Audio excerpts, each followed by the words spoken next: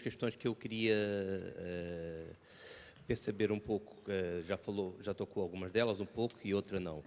No fundo, a cultura entra no seu universo de trabalho, mas como um elemento, como um input criativo para que os programadores, os informáticos, os designers consigam criar elementos mais e softwares mais criativos. Queria saber se tem projetos, além, obviamente, dos softwares para museus, mas queria perceber um pouco melhor se, quando falou da ZDB, da Zé dos Bois, queria perceber um pouco como é que esse elemento criativo pode entrar, no fundo, na dinâmica da empresa, se não só como um input, mas também como um elemento de produção. E depois falou de uma questão que eu também sou um produtor e tento desenvolver projetos. E a questão de falhar.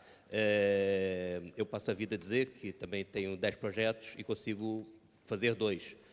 Na melhor das hipóteses, às vezes consigo fazer 3. Mas é muito complicado, para já, a cultura de sucesso que nós vivemos, é muito difícil admitir isso. Admitir que se falha em 70% das ideias que se tem, que depois posso fazer a seguir, mas pronto. Mas é um processo complexo, o conceito de falha.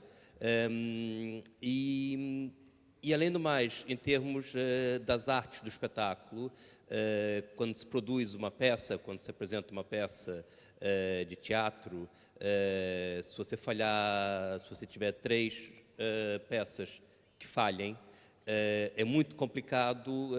Pronto, então, como a nossa relação com o público é uma relação mais direta e mais instantânea, não é tanto não são os projetos que estão no escritório.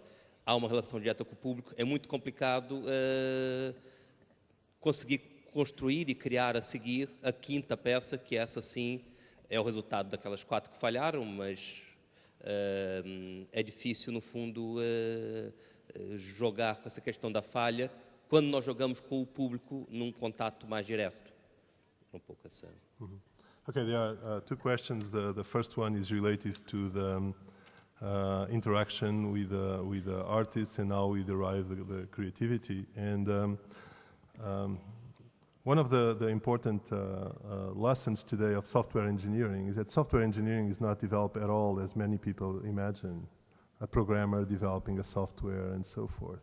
Software right now is developed based on the interaction designers and designers in the first place that draw on paper the future application, and then this application is tested. So at White Dreams is just the same. I mean, the concepts came from the creative people. In the cultural projects, people associated with the culture, engineers are in the end. I mean, you cannot.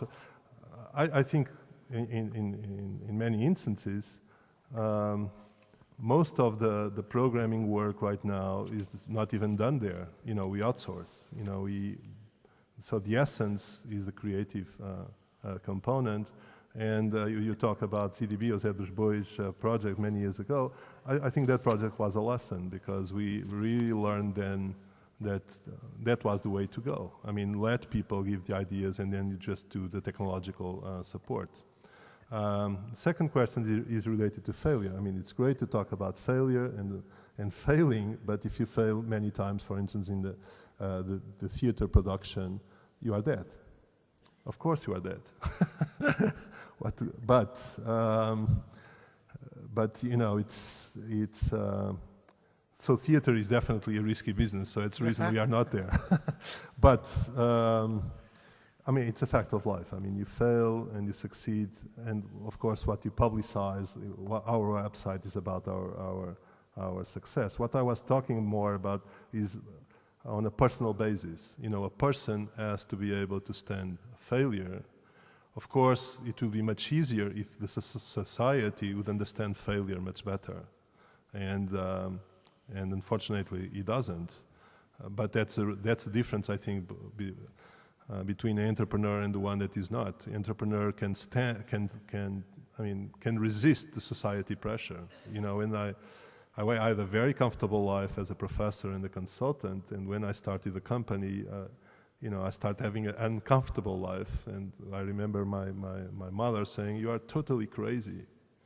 And I risked, and I almost failed. And I'm not sure that I will not fail in the future. But one great thing about entrepreneurship that is not mentioned here is the adventure. It's an incredible adventure. I was at an event recently where a gentleman called Peter Chernin, who I think is one of the very most senior people in Rupert Murdoch's empire, was talking about failure. And he was talking about the importance of having the kind of long view, seeing how things might turn out in the long run. And he was the executive producer responsible for the movie Titanic. And he said that, of course, the story of Titanic now is this enormously successful commercial juggernaut, billions of dollars of revenue. However, actually, before Titanic had made it to the screen, it had gone $115 million over budget. And of course, nobody knew it was going to make $2 billion or whatever amount of dollars it actually made. And he took the call he was dreading from Rupert Murdoch when Rupert Murdoch was told that the film was $115 million over budget. And according to Peter Chernin, Rupert Murdoch said, "Well, you're just going to need to move on. And if you can do that with $115 million, but of course Peter Chernin had been there 20 years and had a track record of success and failure and the long view. Now I'm sure there's much more to that story than that, but the easy choice would have been to fire that guy, not to stay with him. So that's a tricky choice for an entrepreneur. Would you do that? I don't think I would do that.